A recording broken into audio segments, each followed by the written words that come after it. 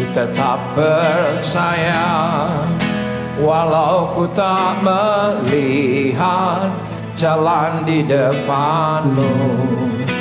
Tak pernah ku ragu, ku tetap menyembah. Apapun yang terjadi di dalam hidupku, tak pernah ku ragu, ku tetap percaya. Shalom, shalom jemaat Tuhan yang saya kasih dan terlebih daripada segalanya, Tuhan mengasihi semua Anda. Saya berharap dan itu pun yang Tuhan inginkan, pastinya Anda dalam keadaan baik-baik saja. Penyertaan Tuhan sempurna di tengah pandemi ini karena Tuhan sedang membuat perbedaan siapa yang ada pada kerajaan yang tergoncangkan dan siapa yang ada pada kerajaan yang tidak tergoncangkan. Hari ini secara khusus ini adalah ibadah kenaikan Tuhan Yesus di tahun 2020, 21 Mei 2020. Hari ini saya hanya akan menyampaikan khotbah singkat, renungan singkat, dan setelah ini Pak Niko Nyotoro Harjo akan memimpin kita khotbah penuh. Setelah itu beliau akan memimpin doa untuk semua Anda jemaat yang ada di rumah, dan juga setelah itu ada perjamuan kudus dan persiapkan hati dan hidup kita. Ikuti ibadah ini sampai akhir, jangan sampai terputus karena ada perjamuan kudus, dan sebagaimana Anda juga sudah mempersiapkan di rumah roti atau biskuit, teh atau sirup yang sudah Anda persiapkan, dan saya percaya ketika hati kita berikan kepada Tuhan, sesuatu pasti terjadi. Nah, pesan Tuhan singkat dari saya terambil dari Kisah Rasul pertama ayat yang ketiga, ayat yang ke-9, ayat yang ke-10, dan ayat yang ke-11. Kalau kita berbicara soal kenaikan Yesus naik ke sorga, kita tidak bisa tidak membahas Kisah Para Rasul 1. Kisah 1 ayat 3 berkata demikian.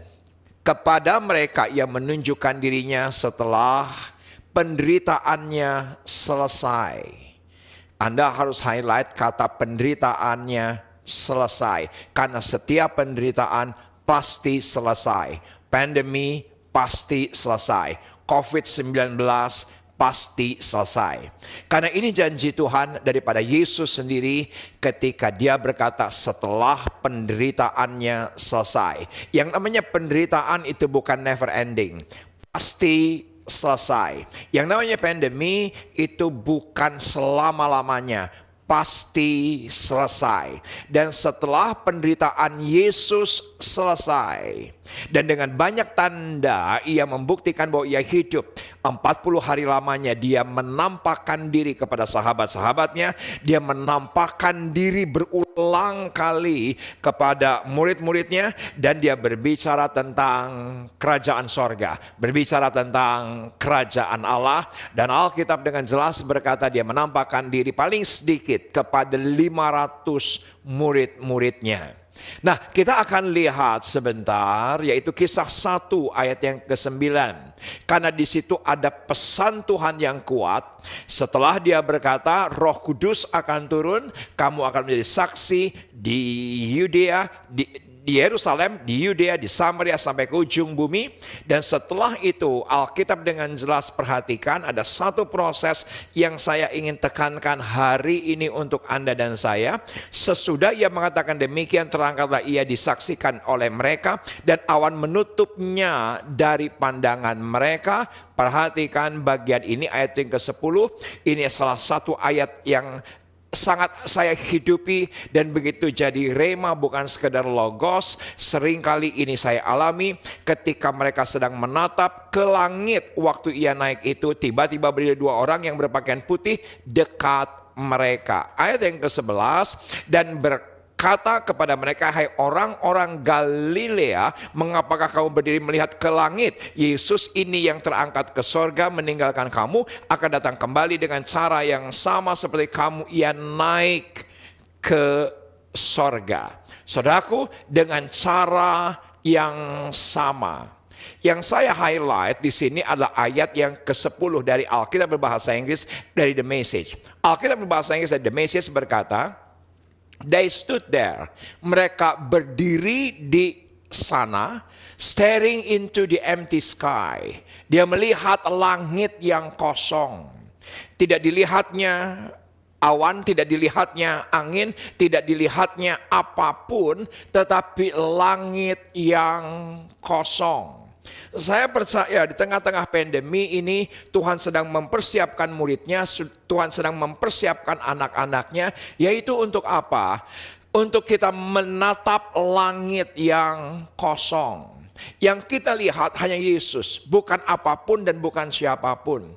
Karena dengan pandemi ini Tuhan sepertinya sedang paksa kita sebuah skenario sorgawi untuk Anda dan saya untuk hanya melihat Dia, Yesus, di empty sky, langit yang kosong.